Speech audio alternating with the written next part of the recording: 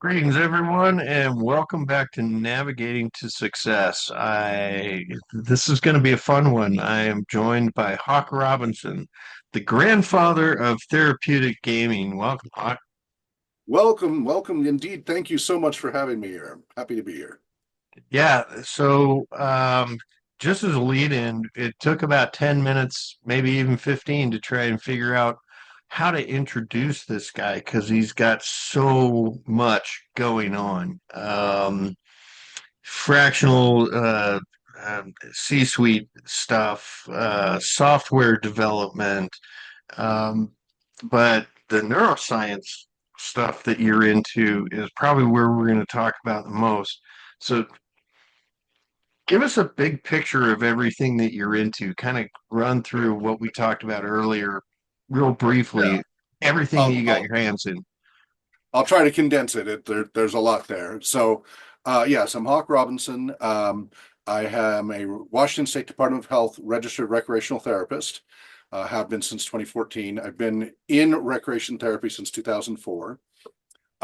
Going back farther, I got into the computer tech industry back in 79 and had my first paid programming gig in 82 when I was about 12 years old. Made money on that. And then even prior to that, in 77, I had a cousin that introduced me to a tabletop role-playing game called Dungeons and Dragons. It was a whole new bizarre thing. And I was a very active, hyperactive kid. I was into sports. I was I'm 6'8". I wasn't then, but I am Oh, now. Yeah. I was in basketball and martial arts. I was doing ballet. I was sailing. I was hiking. I was bow hunting and shooting, like every sport and physical activity. And then when the parents were getting divorced and when we moved from California to Utah, this I met this cousin and he introduced me to D&D, and it's a sit down tabletop, just pencil and dice and miniatures and pieces of paper, and use your imagination and communicate verbally. That was the whole game. It wasn't physical at all. And it was a completely different experience. And I was about 7 years old at the times. right. And it just lit up parts of my brain that hadn't really been getting, fed up to that point. And I was just very excited about it. And it was also the beginning of my entrepreneurial spark because I wanted to do more of it. So I immediately started to organize little community groups at game stores and parks and libraries, getting together these little gaming groups. And I was just really fascinated to see how these things work. And they're totally narrative. You're cooperatively telling stories. It's non-competitive. It's non-zero sum. You don't have to take away from others to win. Right, Everybody, if your party survives the challenges you go through, everybody wins. And then the next one, and the right. next one, and the next one. And by 79, as I started getting into tech, and I started to write some basic text-based role-playing games and make some aids and such, I also started researching how to optimize this game experience using tech and other things. As I said, within a few years, I was making some money in tech, but also I started to be able to charge by the time I was 13 for the games. And I became a paid game master, dungeon master, if it's D&D. Right. So I'm 13 years old, and almost all my players are college level or older, like between 17 to 50 something. And I was 13. And my height helped, right? I was tall and skinny, but at least the height helped a little. And Yeah, I was outside of the lemonade stand, you might be the youngest entrepreneur I've had on the series so far. That's awesome. yeah, well, I mean, when I was 9, I was working up at the family had a gold mine up in the Frank Church River of No Return Wilderness called the Lost Packer. And I worked up there as a gopher, wood chopper, things like that. I got paid hourly, working the surface crew of the mine there when I was about 9 as well. So yeah, so worked early, loved it, and this gaming thing was going on, computer thing was going on, and meanwhile, I was very physical and active, and just skateboarding and everything. Just I was in a lot of things. I was very hyperactive. School was a real challenge. Sitting still through the school day was very difficult for me, and I had to really be challenged and really focus to have any chance of sitting still for prolonged periods of time. And I've gotten better at that as I've gotten older, but I'm still known as a very high energy person, as you can see from all the things I've done. Right. And Fast forward in '85, there was a school called Realms of Inquiry in Salt Lake, still around, a school for gifted and talented children, and their director got an offer to go. Their theater instructor got an offer to go be a director in Broadway. So he left. And so last period, they no longer had a teacher for a few months. And so they were making a study hall, and I went and proposed to the headmaster, hey, role-playing gaming's kind of theater-like. Why don't I teach a class on role-playing gaming for last period? I was making money at it, and I saw an opportunity to apply to education. So he had me write up a whole curricula, and I did it. And sure enough, 5 days a week, you had a choice. You could go to study hall for last period, or Hawke's role-playing game education class. And you'd come in, and there was a Star Wars role-playing game, there was a D&D role-playing game, there was Call of Cthulhu, which is a 1920s horror, Yeah. just a whole variety of genres. Gumshoe, Top Secret SI, which is espionage, like James Bond or Man from U.N.C.L.E. So you could Right. come in, I would do a quick lecture topic, introduce you to the games, and move on. And at the time, there was a lot of anti-gaming stuff going on, right? There was the anti-music Yeah, I remember stuff. that. Yeah, it was evil. You'll commit suicide, you'll commit homicide, and all of that going on. So it was very useful to get the word out. In '89, I was working with incarcerated populations in the Salt Lake City County Jail and helping rival gangs. Literally, I mean, it wasn't intended. It just happened. I had rival gangs sitting at the same table together playing Middle Earth role playing day in and day out during a lockdown period. And it was the only cell that didn't, because they were in lockdown. There'd been a gang fight earlier, and the other cells all went in lockdown, and they all had violence in their cells as the days were on. This was the only cell where I was running this game that didn't have any incidents during that 10-day lockdown. And That's I cool. had, two Hispanic gang members, two black gang members. They'd just been in a fight not weeks before. Some Vietnamese gang members, a guy from Navajo Nation, everybody called Chief, and a few others, all doing this and getting along cooperatively, even though normally they would be at each other's throats. So clues as to, hey, this is, and it was a hobby that made a little money, but it was still a hobby then. And meanwhile, I'm doing tech, and I was a mechanic and all these other things for a while. I'm a professional photographer and an actor and all that.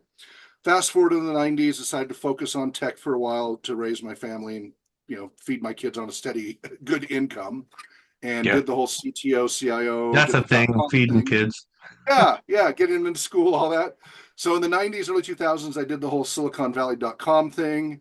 I was CTO for Mighty Words, which was a spinoff from FatBrain. So that you had the top three online booksellers were Amazon, Barnes and Noble, FatBrain, and Mighty Words was a spinoff from FatBrain for ebooks. We became number one in the ebook industry within 2 years because we revolutionized the whole digital rights management issues, because we were about making the user experience better instead of locking it down and locking it down. I care about security. I have security certifications. I'm a big advocate for security, but you have to find a balance for the user experience. And the industry standard was 30 to 50% support with the Adobe DRM. It was horrible. You had to type in a 50-digit key every time to unlock your book. It was insane. And we changed it so that it automatically, when you were logged in with your credit card and your account and you bought it, we automatically unwrapped it for you because you're already logged in, you've already authenticated. Why make it more painful than it needs to be? So we Right. quickly rose to become the leader in the industry, and then we got bought out by Barnes and Noble. That's a very short version of actually a lot that happened in a 3 year roller Yeah. coaster.com period. But did well for that, used the money from that to spin off other things. And so then, as I was looking at another chapter in my life, and I was coming into my 30s by then, and my boys were, I spent a lot of time with them as they became teenagers, but I was looking ahead to what am I going to go into next. And I was getting into education and psychology and neuroscience, and I'd done some nursing and stuff. So I eventually found my way into recreation and music therapy. And in 2004, started working in that career path while still doing tech as well. And one of the things I did back when I worked at a PC retail store is I came across, maybe I got when I was a nurse's aide, I had patients who could not communicate at all because of their spinal cord injury was so far up. They had no way to communicate, and it seemed like Right. a living. The neuro scan showed they were fully aware. They could hear. They couldn't control their eyes or anything. It's called locked in syndrome or complete locked in state. They're fully aware. But they have no way to communicate. They can't do hand squeezes, eye blinks, anything. And I saw that, and then later I was at a PC Easy, or a CIO, and we had these little clips you could put on for a mouse, and you could think and control the mouse just through your thoughts. So it was like myo electric signals, like it's what you use for Yeah. prosthetics and such. And I was like, oh, well, now that wouldn't help for somebody who's severed here, but what about something for the brain? And so then I started getting into EEG, electroencephalogram, and neuroscience, and as well as neuropsychology and broader research psychology. And so as I was studying recreation therapy, I was also expanding my knowledge in neuroscience and neuropsychology. And I started doing experiments with, there's a video game called, it goes all the way back to like 2002, Neverwinter Nights. It was a Dungeons and Dragons based video game. And I rigged up, I had to order from Europe. You couldn't get this in the US. It's called Open EEG, Open Electroencephalogram. And I put on Right. 5 electrodes, receive only, not induce. And I reprogrammed through Linux, because Neverwinter Nights can run inside of Linux, the Right. input output, so that my brain could control where the character moved around just by thinking. And it's not real responsive. There's a lag, and it's very slow Sure. and technical. But I was able to play parts of the game with just my thoughts. And it was towards this goal. So now there's an open source project called Brain Computer Interface RPG, bcirpg.com, where we've been developing that for years. And I've got a for-profit NeuroRPG, which will try to take that to the next level, which integrates augmented reality, virtual reality, mixed reality with the BCI equipment. And this is all non-invasive, right? Elon Musk is drilling Yeah. holes and it has its place, because for certain things that solves a lot, but it's a very high risk, extremely high expense. This is non-invasive BCI.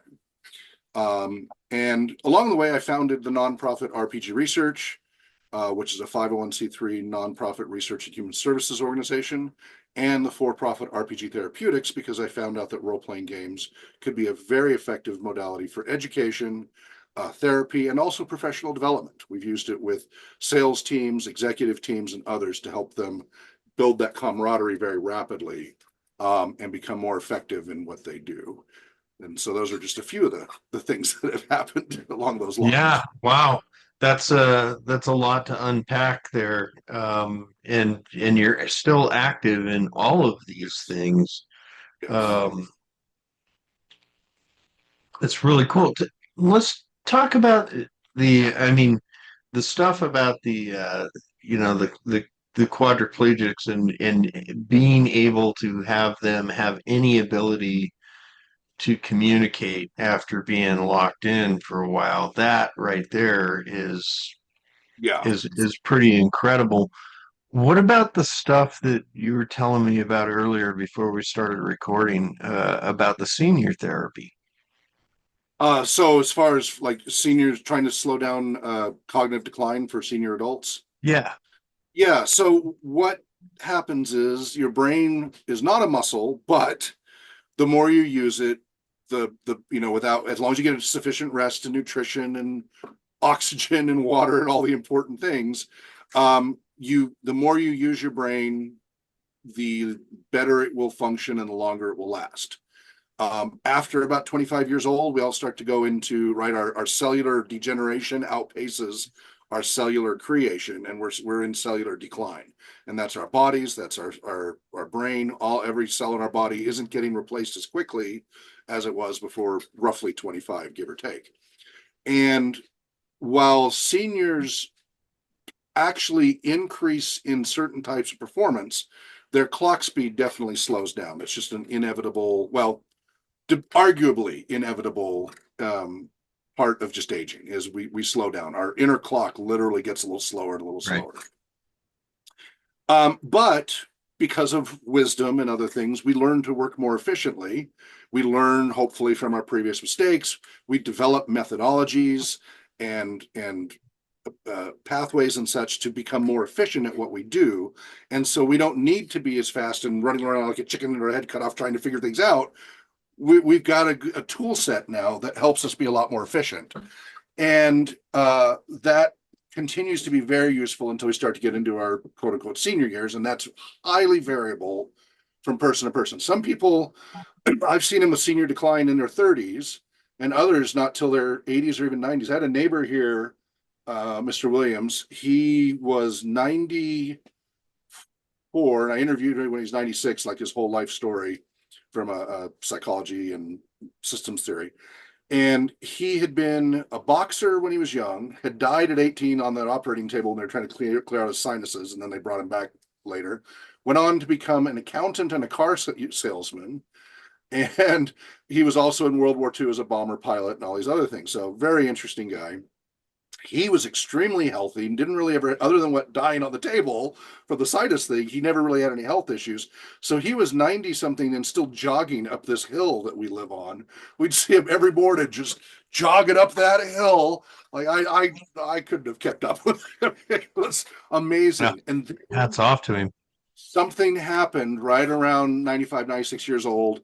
He started falling. His heart started to trip a little, and he suddenly started to have memory loss and started to show signs of dementia very rapidly. But he was 96 years old. I mean, that was a really good run. But within 6 months, he needed to be moved to a care facility and such. And then now I have new neighbors because of that.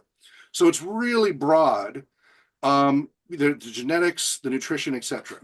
But what, no matter where you are on that, what we found is, let's say with Alzheimer's, for example, which is still a big mystery, although we're getting clues. Generally, once symptoms are severe enough that you get a diagnosis, it's roughly 8 years till you're dead. I mean, it's brutal, unless it's rapid Right. onset standard. Terrible But disease.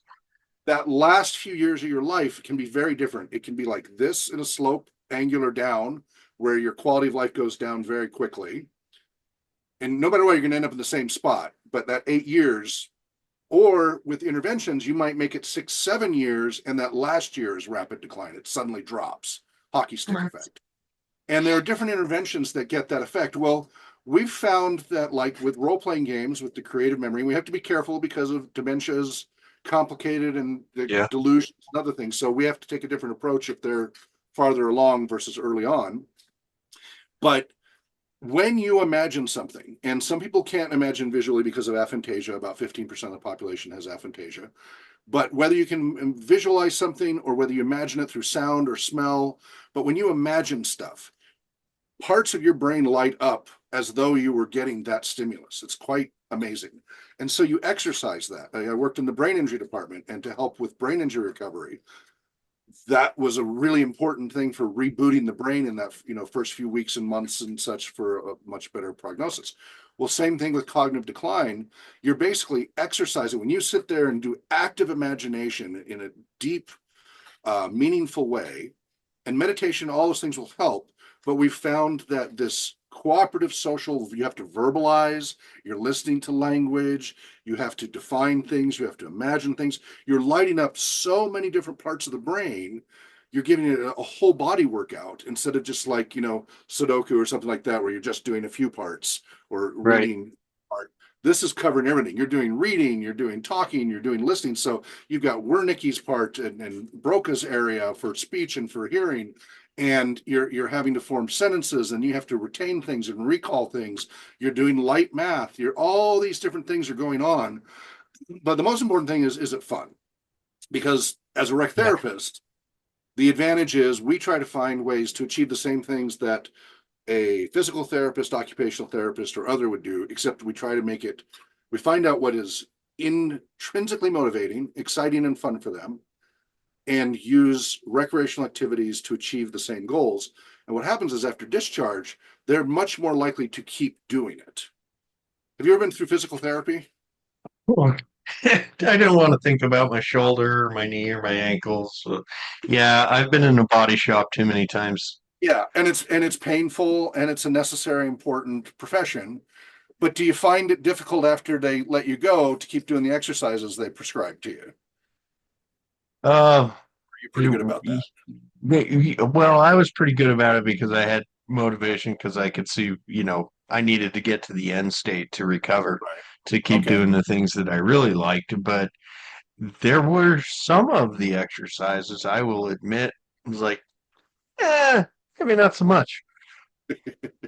And statistically, what research shows is most people, 80% of people, very rapid drop off within weeks after discharge. They don't maintain the physical therapy. So then they're back. And they have this, and especially as they get older, they have this declining cycle where they get a little bit of a boost up and then they decline a little more, boost up, decline a little more, and it's slow circling of the Right. drain, getting worse and worse. And part of the problem is it's because it's just not motivating. It's really hard to keep doing something that you know you need to do, but it's just not enough oomph. And what rec therapists try to do is try to find a way that we don't force it on you. We figure out what you like, and sometimes you don't know until so we help you explore. And then when it becomes fun, you don't think about the pain and the drudgery. You're looking forward to it. Like, oh, this is something I enjoy, whether it's playing guitar, whether it's going hiking, whether it's adaptive skiing or wheelchair basketball, whatever it is, whether it's role playing gaming, video gaming even can be healthy if it's done in moderation. 45 to 90 minutes a day of screen time can be beneficial. More than that starts to become harmful. There's a lot Sure. of good research on that. And now you find people that they're happy to do their exercises in quotes every day if you can unlock that intrinsic motivation. And that has a much better long-term prognosis, and it slows down the circling of the drain and can even reverse it for some people. Same thing with the cognitive decline is if you find activities. So we have a 1920s gumshoe mystery that a lot of senior adults really enjoy. Relate to. Yeah. Yeah, exactly. And we'll bring in, because music's powerful too, right? I'm also a musician. You like music too, and there's a music therapy aspect. So we'll bring in recordings of 1920s or 1930s, whatever their age, whatever's age appropriate Sure. for their interests. At 1940s swing or something, we'll have that playing on an old school radio in the background while they come into and again, it's in your imagination, but you come in and they're asking like, oh, such and such is missing. Will you help me find them? Well, that'll be, $100 a day plus expenses, and go through the adventure. And The they Philip just light Marlowe up. thing. Yeah, exactly. And they just light up. You young folks, you need to look up Philip Marlowe. Those are great. Man, And so we could. that's a very powerful modality, is what the research. We've got decades now of research showing that that has a great benefit to slow things down, and in some cases turn them around if it's not like Alzheimer's or something. Sometimes just getting people to talk. I Yeah, got a ton of people I need to introduce you to. We could unpack this stuff for another 6 hours. This is you got a lot going on, guys. You need to check out Hawke Robinson and connect with him on LinkedIn or follow him and see everything he's into because this is pretty incredible stuff and it's exciting and it's really about putting some positive change on the world, and I really like what you're doing. So I appreciate that. Um, thank you for having me here. we didn't talk too much about the business aspect. So one final question: any parting shot advice to an aspiring entrepreneur or somebody in their initial phase, first year or so, that's struggling a little bit? Yeah, One the nugget. the siren song of entrepreneurship has wrecked many a ship, and it is wonderful, but it is also very, very hard, and it is rife with failure, and you need to be willing to learn from failure. It will be a roller coaster up and down, and it will take immense perseverance. If you're looking for an easy way to make money and make a living, entrepreneurship is not it. Go work for somebody else, let them deal with all that up and down, and you just go get a paycheck. But if you've got that spark and you have that drive and you're willing to put in the extra hours and do something you love, it's immensely rewarding when you find what that is. But be prepared for the ups and downs. For example, I have a nonprofit and a for-profit. The for-profit's actually doing fairly well. RPG Therapeutics got about 8 employees there. The nonprofit, we are right now in the middle of shutting down our community center because we were doing great. We were having 300% growth year after year after year from 2017. All of a sudden, a year and a half ago, reversed. Donations, everything just reversed. Now, part of it was because of insurance and stuff, but we went from growth for 5+ years to we are now shutting down the community center, putting everything in storage, going back to our old mobile model and online model for the nonprofit side. And we're going to have to rebuild again because the community center thing didn't work. That's not the end of RPG research. It was an experiment. We tried it. It became very expensive and it had very little return. We were helping with our old model 100,000 people on, tens of thousands of dollars a year. Our The model at the community center was $100,000 a year and only helping a few thousand people a year.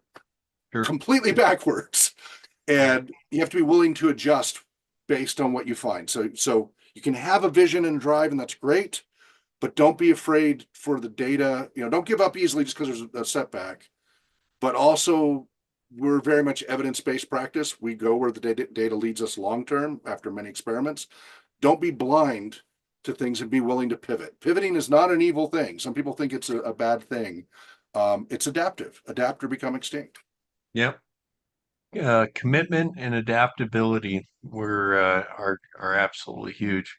Hawk, can't thank you enough for your time today, and I hope people got wow, what I mean, exciting stuff out there that you're doing, and Thank you so check this much. guy out.